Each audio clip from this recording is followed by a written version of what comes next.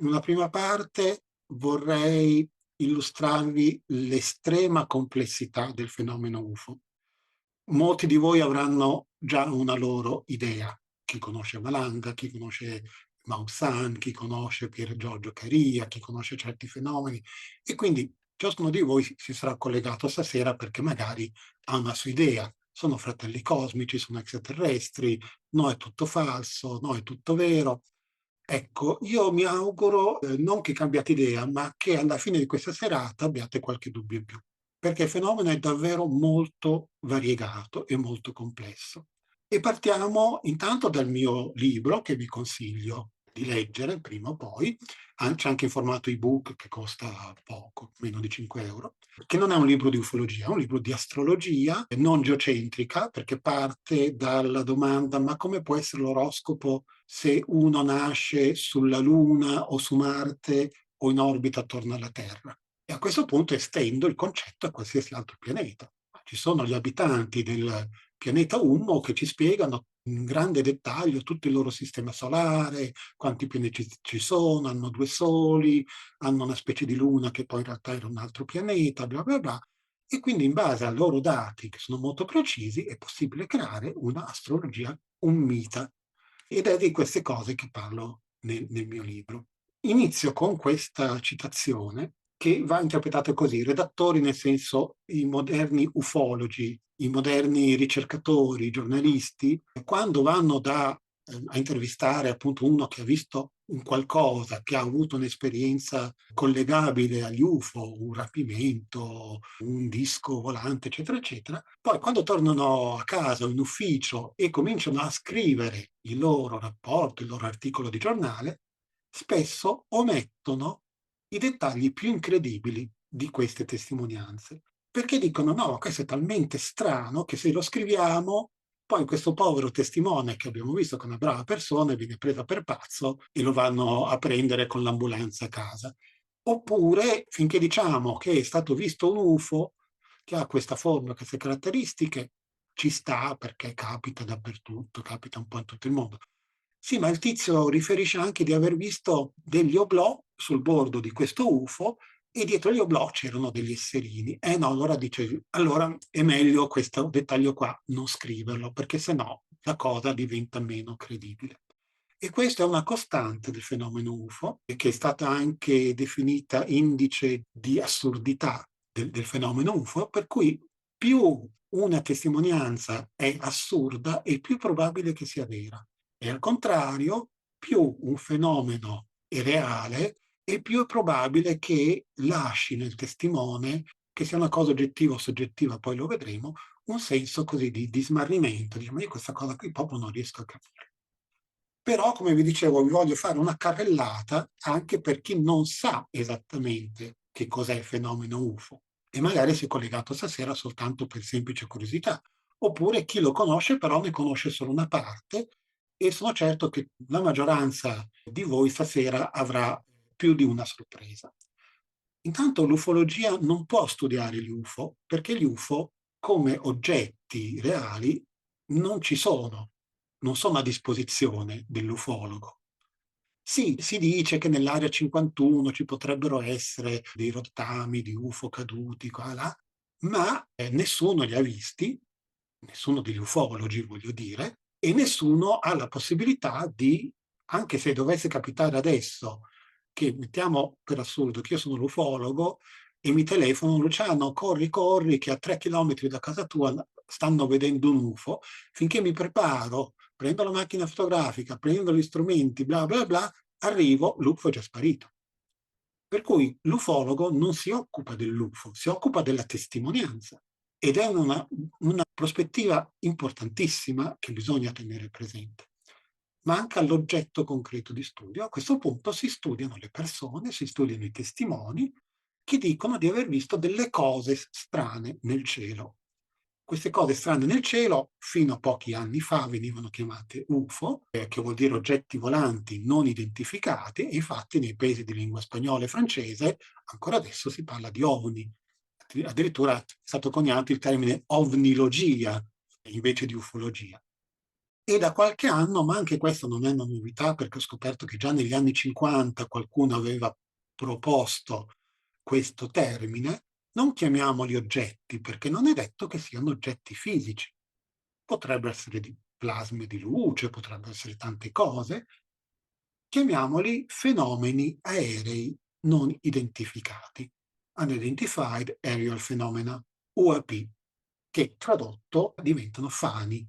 Si è filosofeggiato un po' un paio di anni fa su questo cambio di denominazione, perché qualcuno dice ma vogliono farci credere che in realtà non sono così reali, però a me piace in effetti, perché io sono arrivato un po' alla conclusione che tra le varie ipotesi e le varie teorie che ci sono dietro questo fenomeno, forse quella che non abbiamo a che fare con oggetti reali, massicci, solidi come li immaginiamo, possa essere quella più probabile.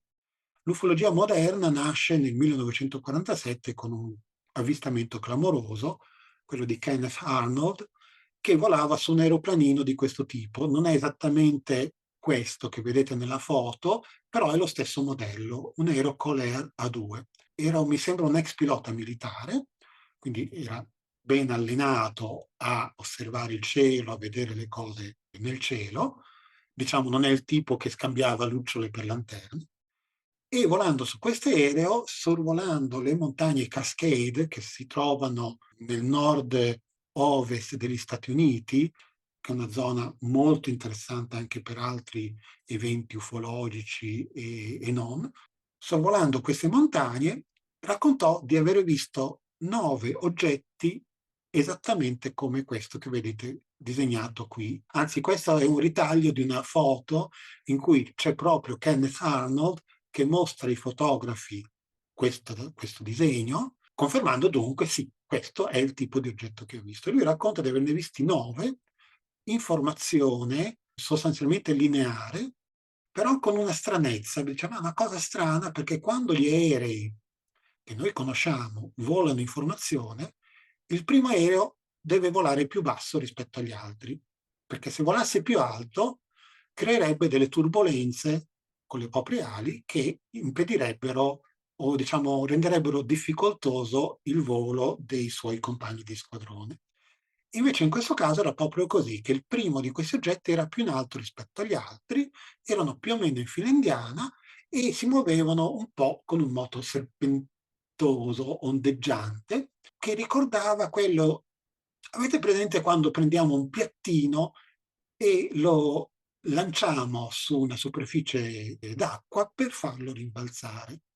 E addirittura questa formazione gli diede l'impressione che gli oggetti fossero quasi collegati tra di loro come con un cavo invisibile, perché il movimento che faceva il primo si distribuiva in maniera regolare agli altri. Anche all'epoca si tendeva al titolone, alla notizia un po' altisonante, e quindi di tutta questa spiegazione sembravano piattini che rimbalzavano sull'acqua, i giornali titolarono sono stati avvistati 9 piattini volanti. Flying saucer. Il saucer non è il disco in inglese, ma è proprio il piattino sottotazza. E quando andate al bar e chiedete un caffè, un cappuccino, vi danno il saucer, il piattino sottotazza. Poi il termine in italiano è stato tradotto probabilmente per un errore di traduzione, disco volante. L'equivoco nato nel 47 è che il testimone non si riferiva alla forma, perché come vedete questi oggetti avevano la forma di falce di luna sostanzialmente, con una protuberanza al centro, ma al loro movimento, come quello di piattini che rimbalzano sull'acqua. Alfredo Lissoni, che è un ufologo molto, molto bravo, tra l'altro, ha fatto notare che prima di allora si avvistavano oggetti di varie forme e dimensioni. Quando si diffuse il termine disco volante, la gente cominciò ad avvistare dischi volanti. E quindi anche qui il fenomeno UFO rivela una cosa interessante. Sembra che seguano il nostro modo di pensare. Pensate che nel XIX secolo, 1800 e negli anni successivi, ci fu un'ondata di avvistamenti di velieri volanti.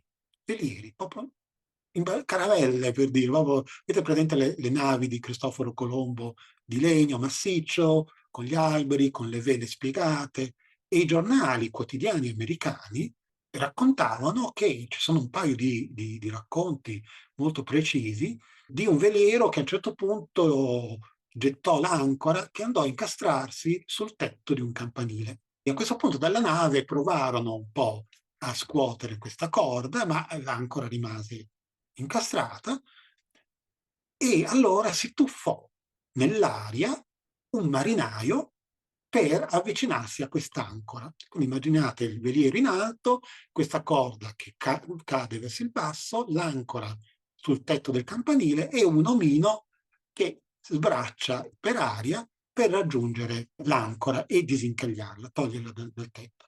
Però nel frattempo si era raccolto un capannello di gente, spaventati, cominciarono a urlare, a buttare pietre, a sparare. A questo punto il marinaio pensò: a questo punto taglio la corda, in senso sia reale che figurato, e torno sulla nave, la nave se ne va.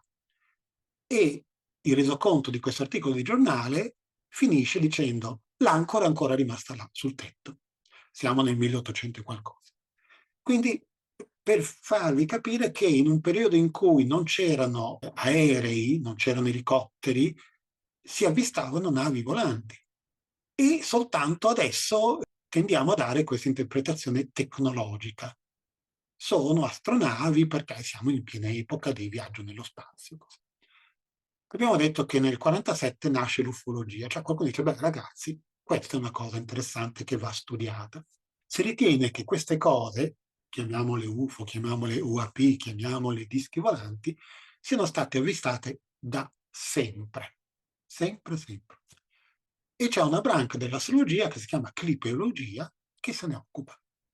Clipeologia significa letteralmente studio degli scudi, perché clipei vuol dire scudi, e viene da questa espressione latina clipei ardentes, cioè scudi infuocati, usata mi pare da Plinio il Vecchio o comunque da diversi autori latini che raccontano che nel cielo avvistavano, non potevano avvistare dischi volanti, non potevano avvistare navi volanti, avvistavano travi infuocate, scudi ardenti, palle di fuoco, fiammelle che si spostavano, e a questo punto si ritiene che possono essere gli UFO, quelli che oggi chiamiamo UFO e che all'epoca erano forse anche uguali a quelli di adesso, però non c'era la capacità mentale di capire esattamente che cos'erano.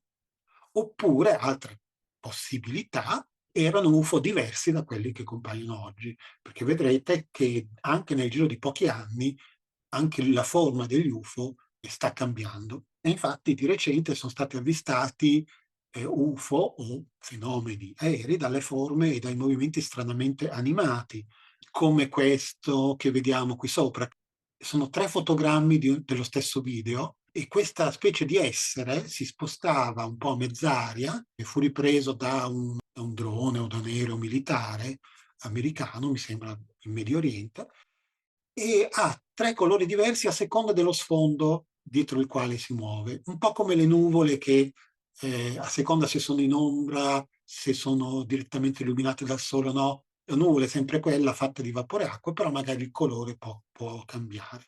Vedete che questo stesso essere oppure oggetto medusiforme, infatti viene chiamato jellyfish UFO, UFO medusa, cambia colore e ha una consistenza stranamente vaporosa, con queste appendici che penzolano verso il basso, che sembrano gambe o braccia, però non si sa esattamente. E questa è una cosa abbastanza recente. È una cosa abbastanza recente che io però vidi per la prima volta già nel 93 in Francia, ero in viaggio di nozze, stavamo aspettando i fuochi d'artificio sulla Senna, perché non mi ricordo quando è i primi di luglio, mi sembra, la festa nazionale francese, e in lontananza c'era anche mia moglie, vidi una specie di serpentone nero, perché tra l'altro era già abbastanza tardi, le 10 di sera, e lontano nel cielo. E all'epoca non si parlava ancora di ebani. Questo tipo di oggetti che vedete nei riquadri in basso Poi sono stati avvistati, c'è un periodo che era molto frequente questo tipo di avvistamento, sembrano muoversi come dei palloncini legati tra di loro, che potrebbero essere, non so, palloncini a elio sfuggiti da una fiera, una sagra di paese, però poi si vede che si muovono in senso contrario alle correnti aeree, oppure passa un elicottero vicino e loro non si spostano neanche di 1 millimetro, per cui facendo anche degli esperimenti e liberando dei palloncini di elio legati un po' come questo a C, si vede che in realtà in aria, arrivati in aria, si comportano in modo molto diverso rispetto a questi ebani. Si chiamano ebani perché si suppone che possono essere degli esseri viventi e quindi delle entità biologiche non identificate, altro termine che ci viene dall'ufologia di lingua spagnola e che si sta diffondendo anche in Italia. C'è l'ipotesi che la nostra atmosfera possa ospitare forme di vita, un po' come quando noi prendiamo una goccia d'acqua, la guardiamo al microscopio e ci troviamo dentro un mare di esseri microscopici, monocellulari, protozoi e cose di questo tipo, e qualcuno ipotizza che anche la nostra atmosfera possa essere popolata da entità di questo tipo, microbi giganti, virus giganteschi, che poi in realtà non sappiamo che cosa sono, oppure potrebbero essere velivoli, potrebbero essere UFO con dei personaggi dentro che li fanno muovere a loro piacimento. Non lo sappiamo, anche perché appaiono sempre a notevoli altezze e quindi per poterli vedere e filmare ci vogliono delle cineprese, delle fotocamere molto costose. Abbiamo detto che l'ufologia, non potendo studiare direttamente questi fenomeni, perché ci vorrebbe uno che va lì e li prende e se li porta in laboratorio, si deve limitare a studiare la testimonianza e la casistica e la fenomenologia. Sulla testimonianza ci ritorneremo. La casistica vuol dire: Tizio racconta di aver visto questa cosa, guarda caso, quello che ha visto Tizio l'altro ieri nel nord Italia è esattamente uguale a quello che c'è scritto in questo giornale spagnolo del 1850 che riporta un avvistamento avvenuto a Madrid. Ecco, si cominciano a fare collegamenti, si scopre che certi tipi di oggetti, certi tipi di entità aliene vengono viste e riviste molte volte a distanza di molto tempo, di molti anni, decenni, a volte secoli, e un po' in tutto il mondo. Quindi è un fenomeno veramente globale. E quindi l'ufologo fa degli studi di questo tipo, va a vedere le fonti bibliografiche, giornalistiche, come quell'articolo che avevo citato, e poi ce ne fu un altro anche di simile, sempre negli Stati Uniti del Far West, nave volante che getta l'ancora e si incastra su un binario della ferrovia, l'omino scende e cerca di portarsela via. Ecco, quindi sono cose anche queste abbastanza ripetitive. E quindi l'ufologo va a studiare queste cose.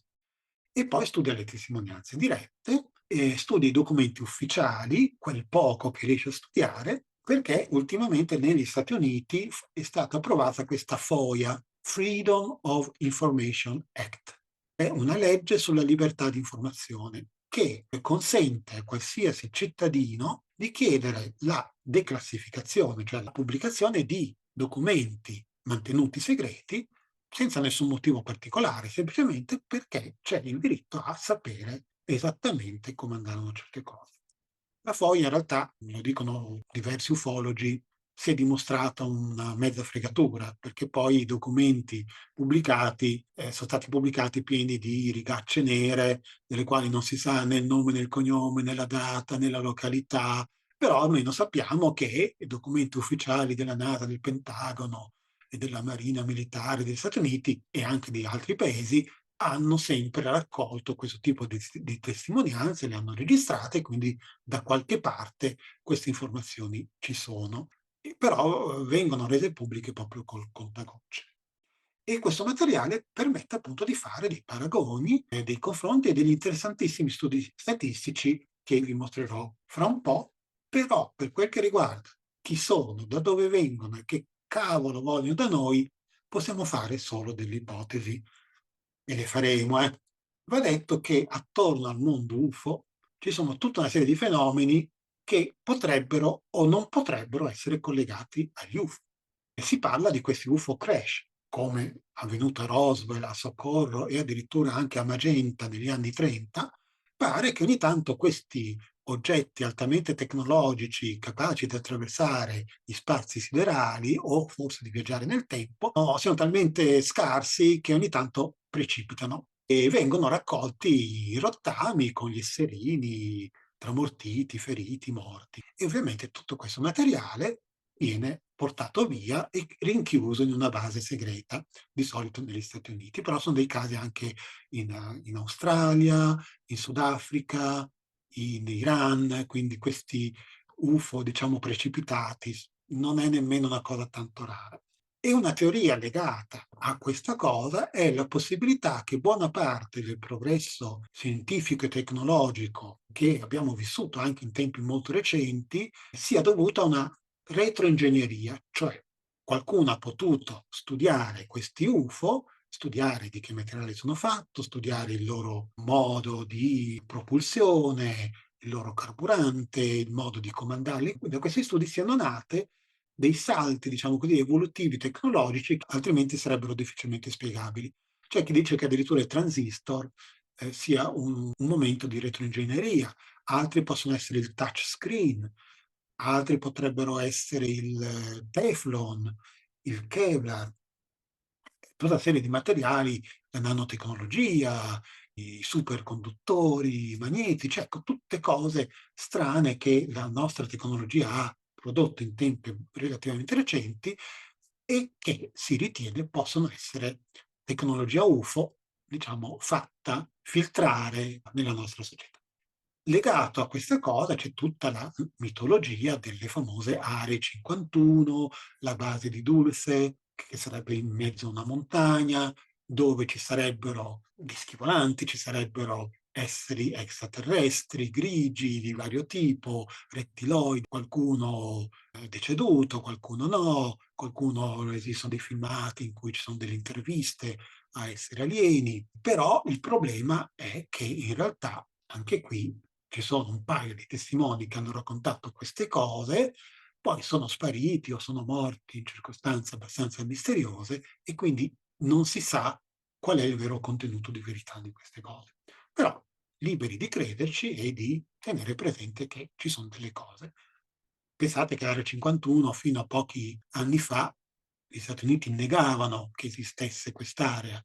Poi in realtà esiste, loro la chiamano Groom Lake se non sbaglio, la chiamano anche Area 51, però diciamo si sa che esiste perché poi qualche coraggioso è andato fino alle porte, diciamo, di quest'area, dove è stato avvicinato da personaggi un po' scontrosi che li hanno invitati a smammare al più presto.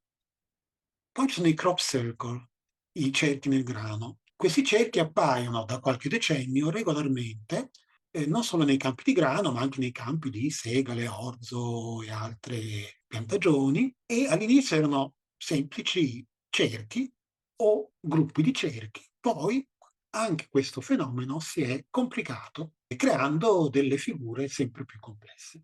Si parla anche di agroglifi, termine più generico. Poi abbiamo i rod, che sarebbero queste specie di esserini lunghi a forma di spirale.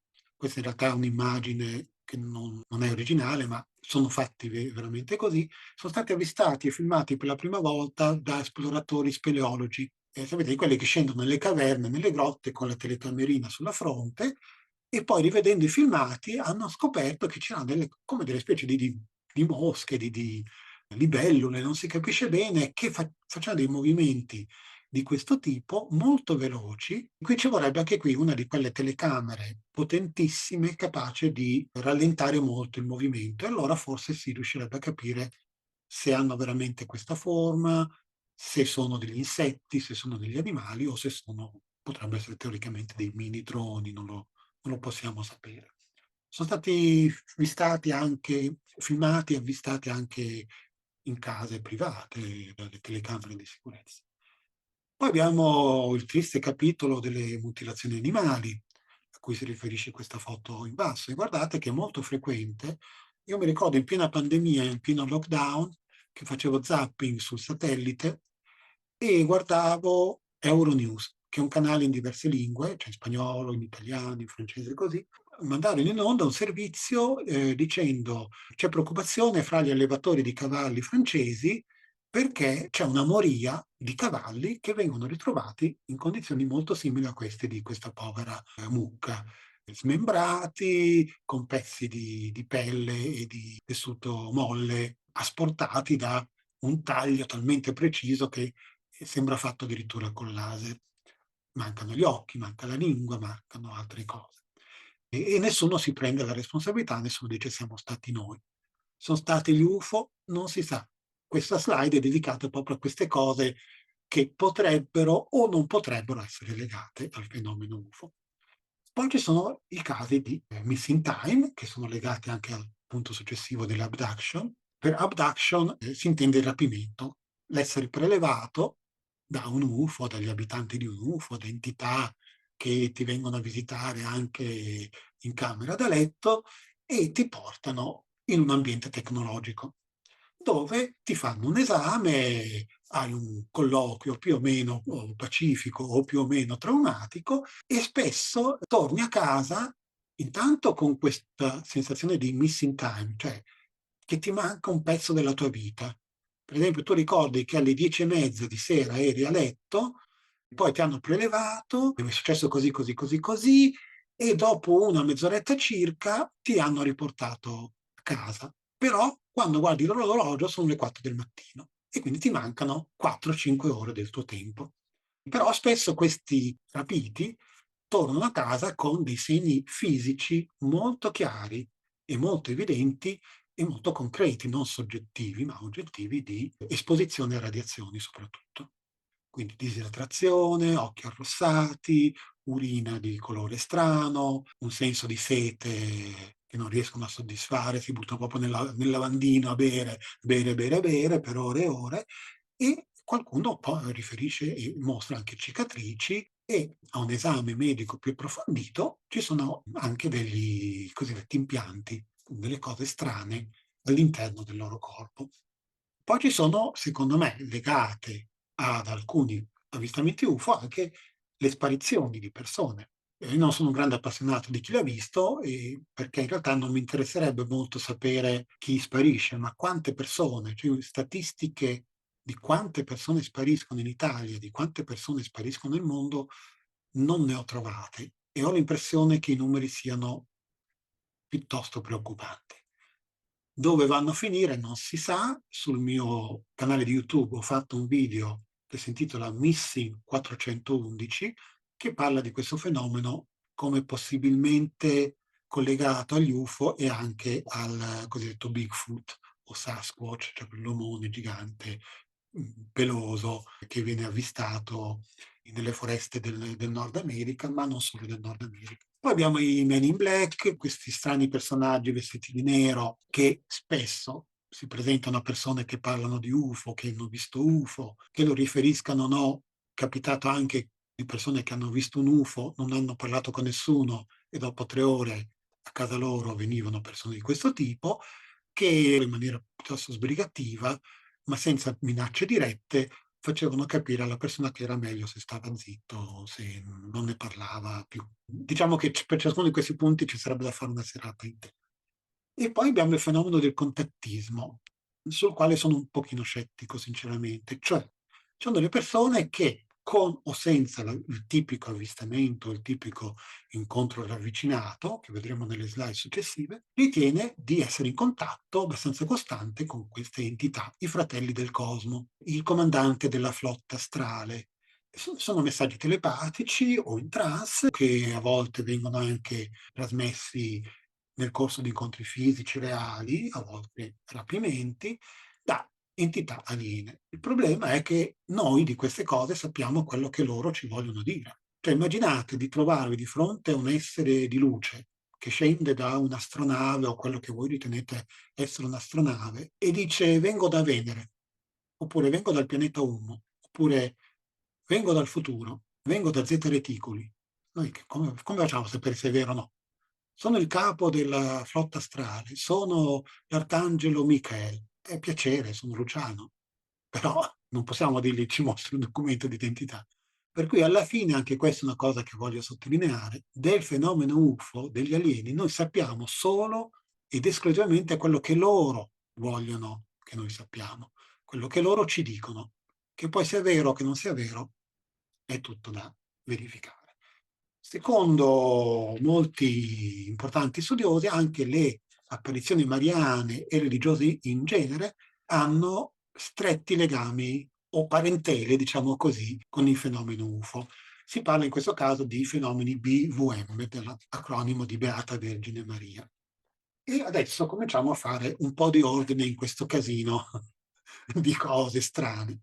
Grazie al cielo ci furono delle persone importanti che negli anni 60-70 cominciarono a studiarle sul serio. E in particolare Allen Hynek, che inventò questa famosa classificazione sugli incontri ravvicinati. Allen Hynek era un astronomo inizialmente scettico. Fu chiamato a collaborare col progetto Blue Book, negli anni appunto 60 circa, con l'intento di fargli dimostrare che tutte queste testimonianze che arrivavano da tutti gli Stati Uniti e anche da altre parti del mondo, in realtà erano tutte spiegabilissime con fenomeni convenzionali, meteoriti, elicotteri, satelliti artificiali, fuochi fatui, bla bla bla bla. E il problema è che, siccome era uno studioso serio, in realtà di non so quanti casi studiò questo progetto Blue Book, alla fine una ventina o una dozzina di casi rimasero comunque irrisolti. E fu comunque un risultato importante se pensiamo che il progetto Blue Book nacque e fu strutturato in realtà per dimostrare che era tutto falso. Hynek a un certo punto uscì da questo progetto Blue Book anche perché era molto frustrato, perché arrivavano segnalazioni molto interessanti e lui avrebbe avuto voglia e tempo e grande desiderio di prendere la macchina, prendere l'aereo e andare a parlare col testimone, andare sul luogo a vedere se c'erano delle tracce di atterraggio, se c'era radioattività, a parlare con i poliziotti, con la gente del posto. E spesso invece le autorità che gestivano questo progetto dicevano lascia perdere, spiega che sono delle stupidate, che hanno visto il pianeta Venere. Ecco. Però diciamo che comunque anche all'interno del progetto Blue Book Allen Hynek ci regalò questa preziosissima classificazione. Incontri ravvicinati del primo tipo, avvistamento di qualcosa in aria a circa 100 metri o anche meno. Il che vuol dire che se voi adesso vi affacciate alla finestra e dall'altra parte della città vedete un oggetto luminoso che fa zigzag, è un avvistamento UFO, ma non è un incontro ravvicinato. Per essere un incontro ravvicinato, voi dovete giudicare soggettivamente, poi ci sono dei parametri che possono far capire più o meno la distanza di un oggetto in aria, deve essere vicino, quindi diciamo sui 100 metri. Se poi questo oggetto atterra o comunque rimane sospeso in aria ma molto vicino al suolo e una volta schizzato via rimangono dei segni fisici, delle tracce sul terreno, erba bruciata, impronte di piedi di appoggio, così, questo è un incontro ravvicinato del secondo tipo. E poi c'è l'incontro ravvicinato del terzo tipo, da cui fu fatto un film, da cui ho preso questa immagine molto famosa. È un avvistamento del terzo tipo se con o senza UFO vedete degli esseri viventi che io preferisco chiamare ufonauti perché non sappiamo da dove vengono, non è detto che siano extraterrestri, ne parleremo nelle prossime slide.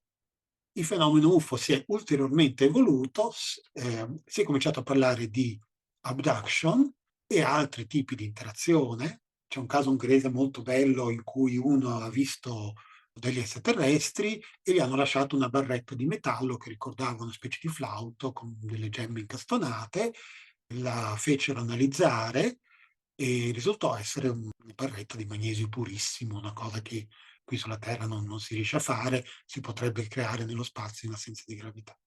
Quindi interazioni di questo tipo.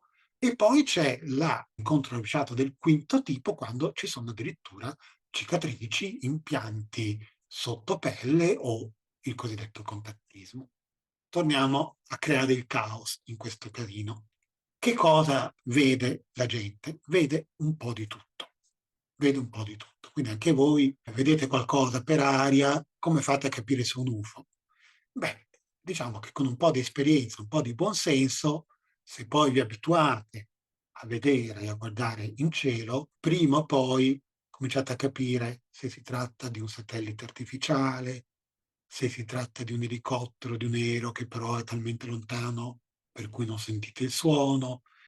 Se ha un movimento aerodinamico, allora è probabile che sia un velivolo convenzionale. Se invece va zigzag, salta e fa delle cose strane e ha delle luci, non le solite luci bianco, rosso e verde, è molto probabile che sia un vero e proprio UFO, nel senso di oggetto non identificato. Quindi la gente cosa vede? Intanto bisogna capire se l'avvistamento è notturno o diurno, soprattutto di notte vedo delle luci, e le luci che hanno un comportamento inusuale. Possono essere delle scie, delle fiammelle, come queste che vedete a destra della foto, che lasciano proprio, sembra che qualcuno sia nel cielo con una torcia e voi vedete solo la torcia e quando muovete una torcia, una fiaccola, e la spostate lateralmente, la fiamma si sposta, fa una coda, ecco.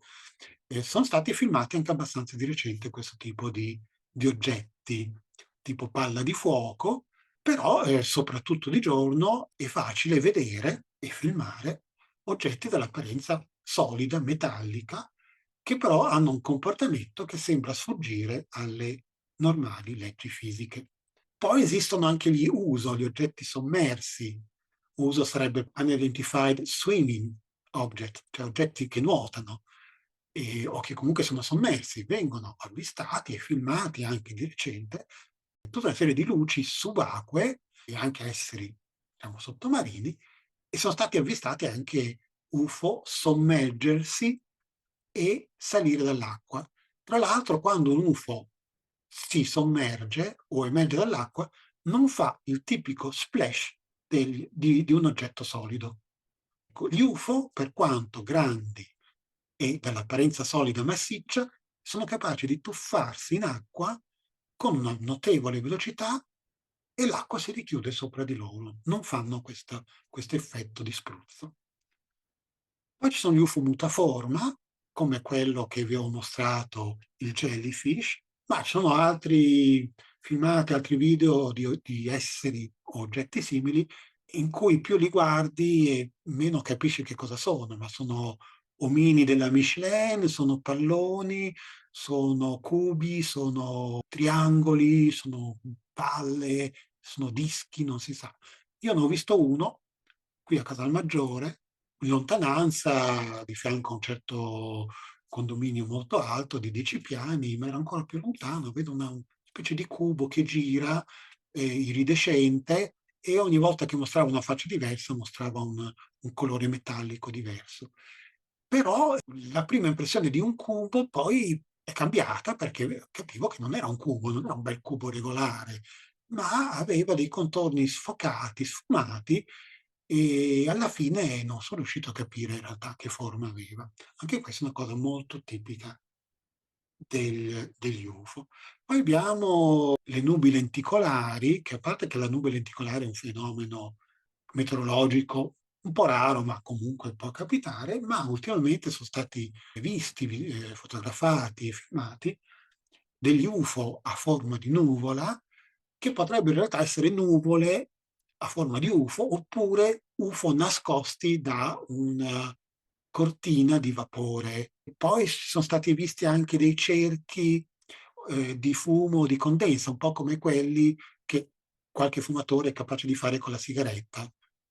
Sono stati avvistati anche anelli di questo tipo, però molto grandi, neri, bianchi, son stati filmati e c'è stato anche un avvistamento, mi sembra corredato anche da qualche foto, di un UFO che a un certo punto è stato visto a quota abbastanza bassa, al di sotto delle nuvole, poi è schizzato in alto attraversando le nuvole e lasciando un cerchio vuoto, un foro nelle nuvole e da questo foro piano piano è sceso un anello di fumo o di apparente fumo o di condensa, non si sa. Poi ci sono gli UFO visibili solo all'infrarosso. E io non ho un visore infrarosso, però chi ce l'ha, sono apparecchi molto costosi, chi ce l'ha assicura che guardare il cielo notturno con questi visori è uno spettacolo, ti si apre un mondo. Cioè quello che alla vista normale è un banale, noioso cielo notturno, nel quale al massimo ti puoi divertire da astrologo a individuare Venere, Giove o la tale costellazione, ecco che col visore notturno si vede un mondo. Dicono che c'è un traffico incredibile, però visibile solo all'infrarosso. E poi ci sono gli UFO visibili solo in pellicola, in video, in foto. Io ho conosciuto anni fa una skywatcher cilena che avevo intervistato, trovate l'intervista anche sul mio canale di YouTube, Claudia Cabezas, e lei era appassionata di aeronautica, filmava le evoluzioni di aerei militari durante le parate e poi andava a casa a sviluppare la pellicola o a guardare il video sul computer e vedeva che molto spesso c'erano degli oggetti volanti che volavano molto vicino agli UFO. A volte li vedeva mentre filmava, altre volte invece non li vedeva e usciva poco fuori Santiago a fare fotografie sulle Ande, semplicemente foto del paesaggio, poi tornava a casa e in alcune di queste foto c'era l'UFO. E anche questa è una cosa sulla quale poi si potrebbe ragionare. Si avvistano tantissimi esseri, al punto che il confine tra ufologia e criptozoologia è anche molto debole. Allora abbiamo dagli esseri incorporei di luce, quelli che Malanga chiama lux, e quelli che si potrebbero associare anche alle tradizioni antiche medievali degli incubi, dei succubi. Poi abbiamo gli esseri bassi, nani, grinzosi, incappucciati, che potrebbero avere a che fare col cosiddetto piccolo popolo, cioè il popolo delle tradizioni soprattutto di montagna, degli gnomi, trolli, folletti, quelli vestiti tipo Babbo Natale, con la barba lunga come me e col berretto da Babbo Natale, chissà, potrei essere anch'io un folletto. E il fatto che sono incappucciati anche è molto interessante. Ah, che poi non vi ho mostrato, non vi ho spiegato chi è questo essere qua, ma poi ve lo spiego, questo tipo qua con lo scafandro. E poi c'è chi ha visto degli esseri alti, mostruosi, con scagli o squame, come il caso Zanfretta, lui, metronotte genovese, che molti di voi sicuramente conosceranno, vide esseri di questo tipo, proprio mostruosi, quindi c'è anche questo tipo di essere. E c'è chi vede degli esseri pelosi, tipo Yeti o tipo Sasquatch, Bigfoot in America. E infatti c'è tutto uno studio, faccio un accenno anche nel mio video sul Missing 411, che dice che anche questi esseri, anche il Bigfoot potrebbe essere un essere mezzo alieno, comunque interdimensionale, che viene e va dalla nostra dimensione. Poi ci sono gli alieni nordici. E dei nordici ci sono di due tipi. Ci sono quelli più o meno alti, biondi, simpatici, empatici, cioè che appena li vedi ti tranquillizzi. Magari sei terrorizzato perché ti hanno rapito i grigi e ti stanno mettendo degli aghi nel corpo, però compare uno di questi esseri alti, belli, biondi, ti sorride e istintivamente non si sa se sono loro capaci di influenzare il nostro animo o se è proprio così, senti un senso di amore, di pace, di tranquillità e sono esseri di tipo angelico, i famosi fratelli cosmici, se vogliamo credere a queste cose.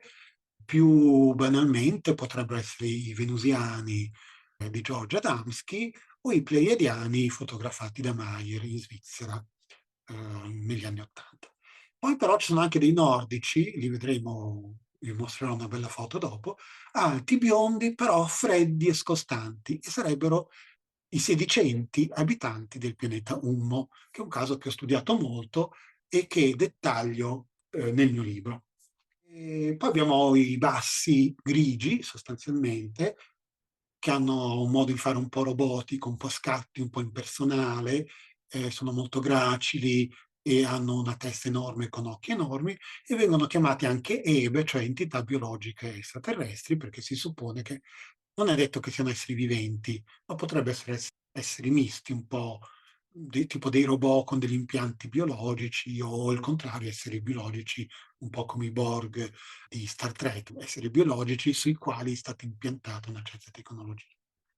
E poi abbiamo esseri bassi, tanto 1,20 m, 1,40 m, con una testa enorme, però a cuore, cioè la parte bassa qui centrale è più bassa rispetto ai lobi laterali, hanno spesso una pelle rossastra e potrebbero essere i rossi di Z reticuli visti dai coniugi Hills e quelli visti da Travis Walton.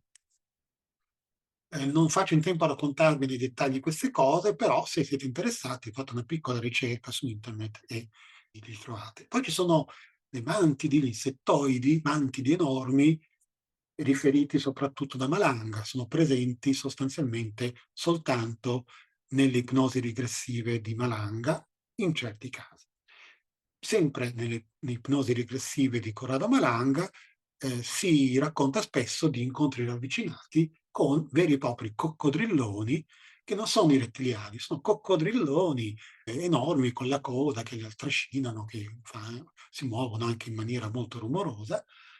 Invece quelli che noi chiamiamo comunemente rettiliani, forse questo termine nasce da un equivoco, perché avrebbero la pelle molto pallida, probabilmente squamata, che potrebbe ricordare quella di un rettile.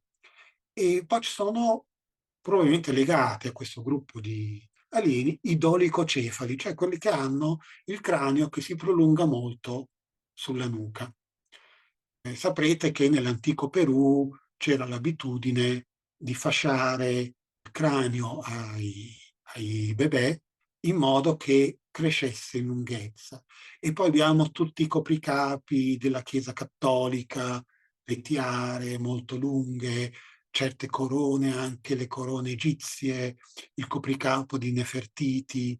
C'è un'ipotesi che a un certo punto l'uomo abbia sviluppato questa moda del cappello lungo per far credere o far intendere che potrebbe avere il cranio dolicocefalo, oppure al contrario, esseri extraterrestri con un copricapo di questo tipo potrebbero tranquillamente passeggiare in mezzo a noi esseri umani perché sappiamo soltanto, vediamo che hanno un cappello, un copricapo molto lungo, sotto il quale immaginiamo una testa perfettamente umana. Che a proposito dei dolicocefali, Corrado Malanga parla appunto che questi erano, cioè che gli antichi egizi erano proprio discendenti da questi, perché proprio Nefertite, tutti i faraoni avevano questo cranio allungato, quindi cioè noi, secondo lui, deriviamo da questi extraterrestri, almeno da come ho capito io.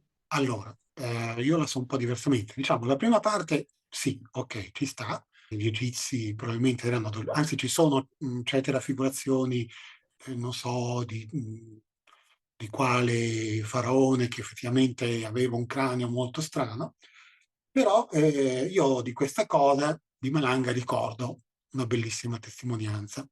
Malanga racconta che durante una delle sue prime ipnosi regressive, lui di solito fa, o faceva, non so se le fa ancora, faceva delle domande di controllo, perché chi conosce gli studi di Malanga sa che più profondamente si manda il soggetto in ipnosi, più si può arrivare a un certo strato, a una certa componente della sua psiche, anima, memoria aliena e cose varie. Per cui ogni tanto lui faceva delle domande di controllo, tipo quanti anni hai? Ti vedi le mani? Guardati le mani, guarda in alto, guarda a destra, dove ti trovi in questo momento. E una volta che era corto di domande, non sapeva cosa chiedere, chiese, ma chi ha costruito le piramidi? E la risposta fu, ah, noi non lo sappiamo, perché quando siamo arrivati sulla Terra c'erano già.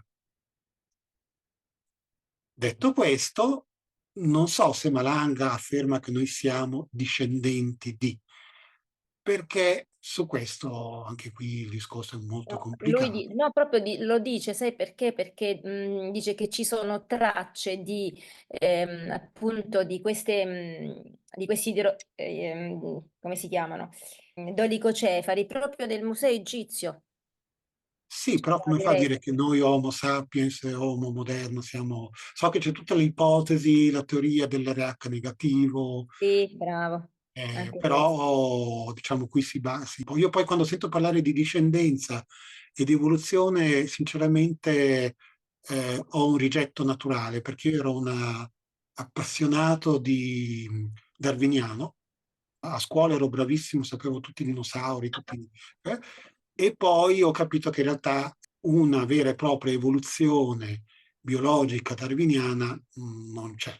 Al limite c'è un'evoluzione a salti che potrebbe anche far pensare a precisi interventi dall'alto. Quindi in realtà noi potremmo derivare dalle scimmie, ma non per normale evoluzione come la intendeva Darwin, ma può darsi che qualcuno, milioni di anni fa, sia sceso qui e abbia fatto qualcosa su un certo ominide per renderlo adatto a fare certi compiti.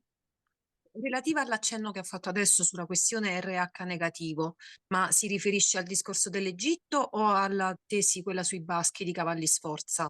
Perché non ho Uh, capito se è quello, se è la stessa cosa o se sono due teorie di due paesi diversi, però uguali. Non mi riferisco né all'una né all'altra, ma semplicemente alla ipotesi che il fattore rhesus, l'RH, venga da una contaminazione appunto legata a una specie di ibridazione tra un antico Homo sapiens e la scimmia rhesus o una qualche scimmia, che ci avrebbe portato il fattore RH. Poi chi la interpreta in un modo o in un altro, o la geolocalizza in una località così, diciamo una cosa che io sono RH negativo personalmente. A me interessa molto di più e mi intriga di più, molto di più il discorso dell'anima, cioè il fatto che Malanga afferma che solo il 20% degli esseri umani abbia questa cosa strana che lui chiama anima.